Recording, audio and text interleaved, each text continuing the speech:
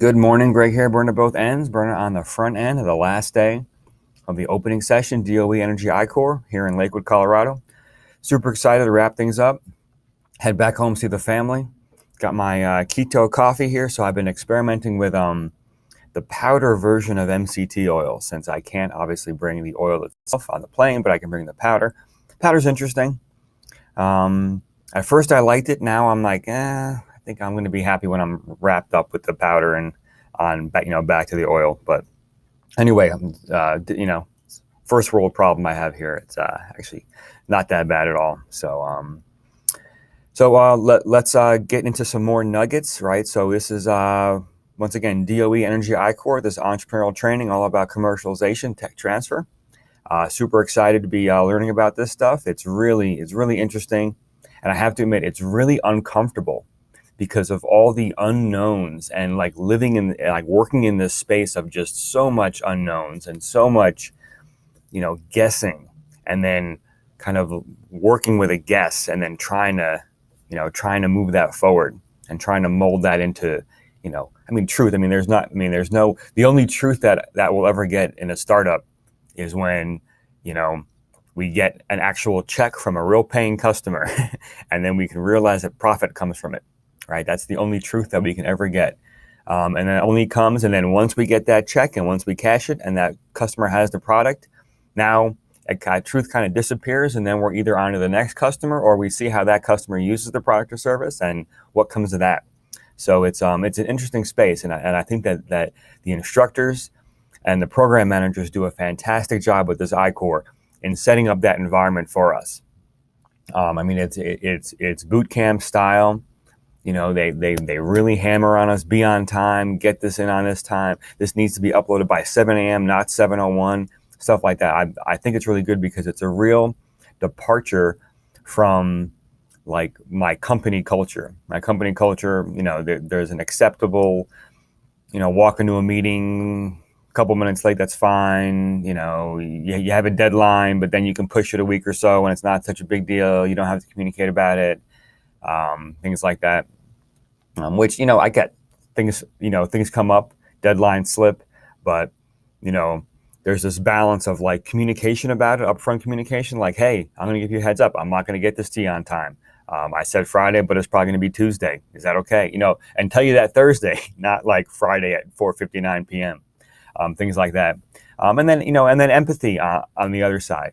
Hey, that's all right. I know this thing came up for you. This other project pulled you, or you got sick, or your wife needed help, or your kids, something or other, or your husband needed help. Things like that. So that's how like this kind of self accountability and empathy thing kind of shows up, and the two can play very well together, right? I'm self accountable, so that's an inward facing trait, and then I'm empathetic to others. That stuff happens, life happens. So anyway, let me get into some nuggets. So opening session, day 3 is in the books. Today's the last day.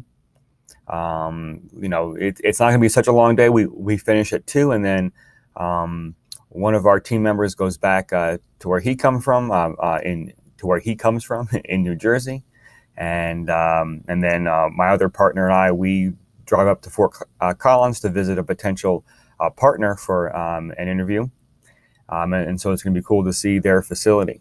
And then here are just some more nuggets. I went through my notes this morning. Some more nuggets about just trying to pull out some things to send out, some wisdom to send out. So don't forget, none of this is my stuff. This is stuff that I've learned, or stuff even, and the first one you'll see, stuff I've witnessed that reinforce other things that people have told me. So number one, and this one's huge. I've said it before. I have posts on it. You probably know it, but relationships are so important, and it's hard for me to stress that enough. How important these relationships are. How I leverage my relationships, how in a lot of meetings we're looking, we talk about our, what we're doing. And, some of our interviews, the whole purpose of the interview is just to get a referral of someone else to talk to, right? We're talking to an entrepreneur, someone that's an expert in tech, someone that is an investor, and we're just looking to get, the world through their eyes, and then who do they think we should talk to next, and can they do an introduction? So, and that's so powerful. And last night, my partner and I went to There's a Colorado Venture Summit at Coors Field, really cool event, like 60 plus VCs, 60 plus startups, all doing pitching and chatting and networking. And there was a after party, so we went to that, and the registration was closed, but I knew one of the main guys that was putting the event on, and it was only because of that relationship and his kind of blessing to let us in that we got in, which was, kind of made us feel really cool, I have to admit. But just a relationship. But I was sure to get permission from him to allow us, to kind of leverage that relationship. Hey, is it okay if we come and crash the party? We're not registered. The registration's closed. What do you think? He had no problem with it. So, so power of relationships, so important. Okay, next thing, fundraising. This has come up a lot, right? It's, cash is king in any kind of startup. If you're trying to do any of this stuff, cash is king. And where does the money come from?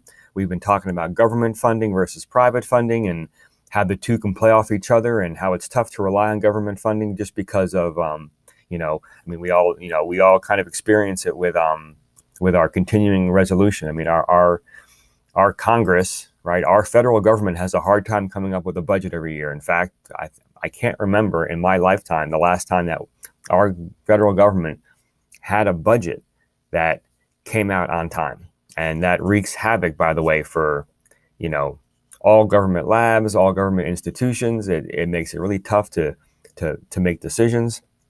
But anyway, so that's why it's tough to rely on government funding, because there's a certain pace to it. But at the same time, we can get funding from the government that does not take equity from the company. So it's non-dilutive funding, and it's very attractive to investors.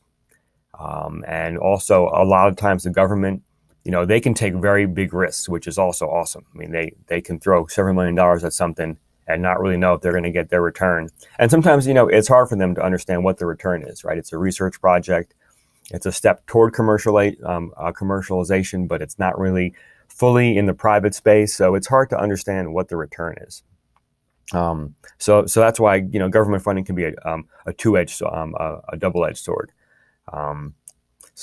But I think I mentioned it before, but we can take government funding because it does also add severe credibility to the technology, right? If the government's going to give us several $1 million to move this technology forward, an investor's going to go, oh, wow, obviously there's some credibility there.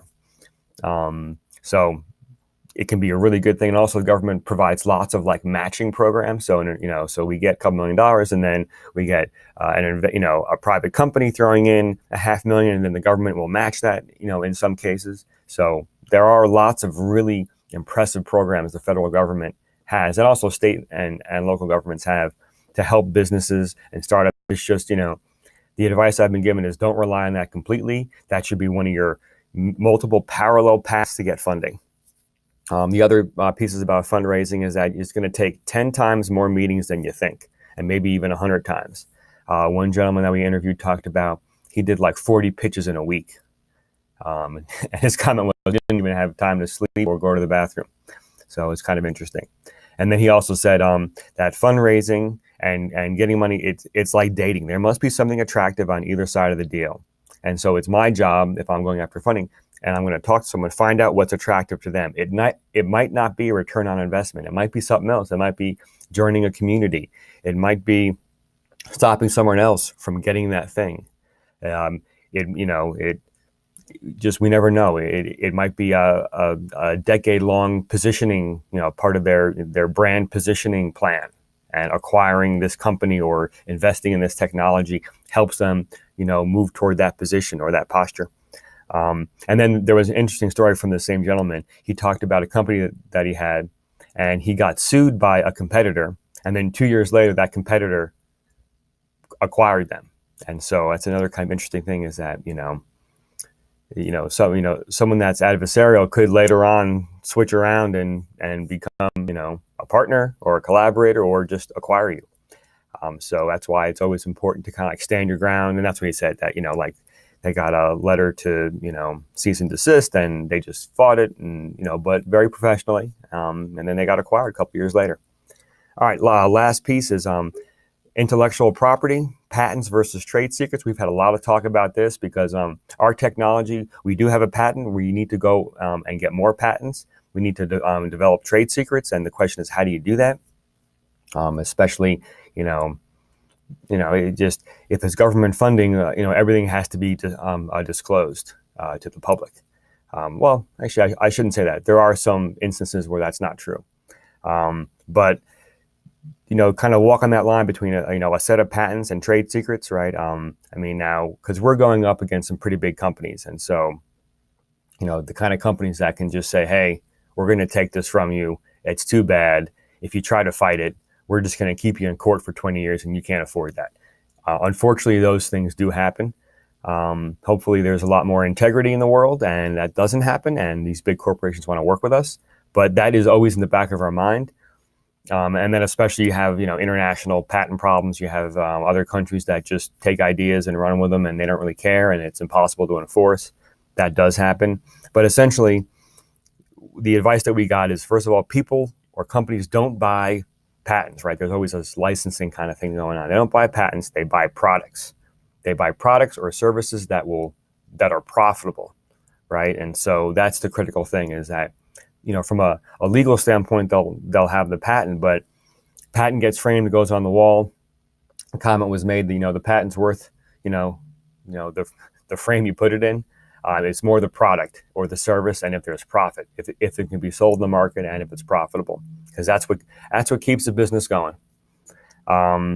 So the double-edged sword of the patent is they're really nice and they're impressive, but they're expensive to create and they're extremely expensive to enforce. And so unless we're in a position to do that, patents can be very tough. For example, we filed a patent November 7, 2017. We still haven't heard any feedback yet on that patent. And typically what happens is they assign actions and they have questions, and then we get into this back and forth about the different applications for the patent and the different clauses in the patent. I'm not an expert, but that back and forth hasn't even started yet. So here we are, what is it, more than 6 months later, 7-8 months later, and we haven't heard anything. And so you can just, and that's not a criticism, that's just more of an observation of this is how long the process can take. But it is patent pending, so we do have that. The other thing, trade secrets can be great, right? Think Coca-Cola, think their secret recipe for Coca-Cola, right? Even if someone truly figured it out, there's no way that anyone can verify that, right? If I just figured out, hey, I have the Coke recipe, no one at Coke's going to admit that. And I can't really prove it because I don't have, whereas a patent, everything is everything is disclosed. So trade secrets can be great, but they're impossible to enforce. And I got to write the word secret in my trade secret. There we go. But they're impossible to enforce, right? I cannot enforce a trade secret. And actually, the business I ran in Sarasota, we made capacitor winding machines. That was the mistake that the founder made back in the late 60s or 70s, is he patented his first machine, and unfortunately, one of the big companies just stole it, and he didn't have the time or the money to enforce it, and he lost it. And so from then on, nothing was patented; it was all trade secrets. And then what we found is we found some of our competitors copying our machines, and from 20 feet, the machines looked identical. So I guess that's the other side to it, is that, and you can't enforce that whatsoever. But if there's enough knowledge and trade secrets in the device, then people should not be able to, in theory, to reverse engineer it. They can get close and it can look the same, but it shouldn't function the same. And so I guess what my takeaway is, a balance of each is important. Or you can just go all trade secrets, right? But sometimes that's not a good way to go. It kind of depends. So anyway, so big discussions about relationships, or leveraging them, fundraising, and then this IP, patents versus trade secrets. How to walk that line and protect ourselves, but at the same time not put this huge financial burden on us to keep this portfolio intact. So that's today's post. So hope you enjoyed it. And the whole reason for this channel is I'm an aspiring entrepreneur. This is the experience I'm having right now, the journey I'm on. And what I'm trying to do is pass these lessons out to the world, pass this wisdom. I'm really in a lucky place in my life right now to be part of this training, to be where I'm at, to be, kind of climbing this mountain. And it's a lot of fun. I'm really digging the the journey. And from what I've learned, that's really important. So I'm really glad that I'm thrilled to be here. And so let's see, check out there's the outline is linked down below of my talk. There are some motivational videos linked down below. You can check out some really cool music. I love music. Some psychedelic ambient DJ set from DJ Sabo on SoundCloud. And then also, my beats are not in the background of these videos, right? I have my Chromebook. I don't have the software to add it. And but you can go to my SoundCloud page, check out my beats. G Money is my alter ego. I've been drumming for a few decades, so I put these drum songs together. I really dig them, so maybe you can check them out. And that's it for now. So go out, do great things, inspire people today, and I'll see you tonight. I'll see you back in Albany tonight. Take it easy.